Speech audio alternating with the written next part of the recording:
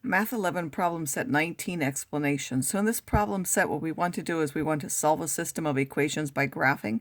So we're going to graph two different lines and then we're going to find their point of intersection.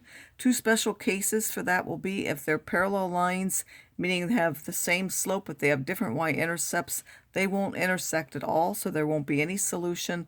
Or even though the lines may look different, when we graph them, we really get one line, in which case every point on that line is a solution. And if we were to rewrite them in slope-intercept form, they would have the same exact form. They would be written exactly the same. So here we can see that that's not the case. We have two different lines because they're in y equals mx plus b form, and they don't have the same slope. So therefore, there will be just a single point of intersection. We're going to first graph the y-intercept, which is -9. And then we need a slope of -12/5. So we either need to go down 12 and right 5 or up 12 and left 5. So the first one won't fit in the grid. We're going to go up 12. This is at -9, so that would be up 9, 10, 11, 12. And then I need to go left 5, 1, 2, 3, 4, 5. So those are the only 2 points that will fit on my grid. I'm now going to connect those. And then I need to graph the next line. For that next line, it has a y-intercept of 4 and a slope of 1/5. So I can go up 1 and right 5, up 1 and right 5, or down 1 and left 5, down 1 and left 5. And we'll see the point of intersection already because it's a common point on both lines. If we find the coordinates of that point was at -5, +3. So the solution to this system is that point of intersection, which is now -5, 3, meaning that if we put -5 in here, -12/5 of that -5 is a +12, -9 is 3, and if I put -5 down here, that's a -1, plus 4 is also 3, meaning it makes both of those true. For this next one, they're in ax plus by equals c form.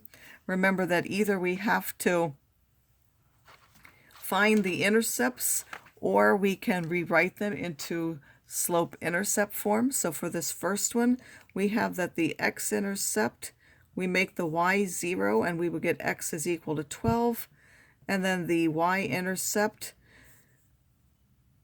we set the x equal to 0, so we would solve -3y is equal to 12, so y would be equal to -4. And we can do that because this 1 and 3 both go into 12. So if I put the -4, I can do that, but now I find on the grid that I'm given the 12 doesn't fit. I could figure out, though, that this slope is a rise of 4 and a run of 12. So the slope is 4 over 12, which is 1/3. So now I can find other points. I rise 1 and run 3, rise 1 and run 3, rise 1 and run 3. And I would see that that would take me to where I wanted if that point were on my grid. But I can put all of those points. Now the second one, if you look at that, you cannot divide the 8 into the 63. So I could find the y-intercept. The y-intercept, 63 divided by 9 is 7, so I know that it's going to go through at 7, but I will have to rewrite to find the slope. So I'm going to take the x to the other side. It's positive here, so it will become negative on the other side. And then I have to divide everything by that 9. So I would get y is equal to -8/9 x. And then 63 over 9, as I said, will give us that 7. So it will go through at 7. And then I need a slope of -8/9. So I need to go down 8, which is here, and across 9, which will take me till here. So that will be the point of intersection, and it's the only other point that fits on the grid.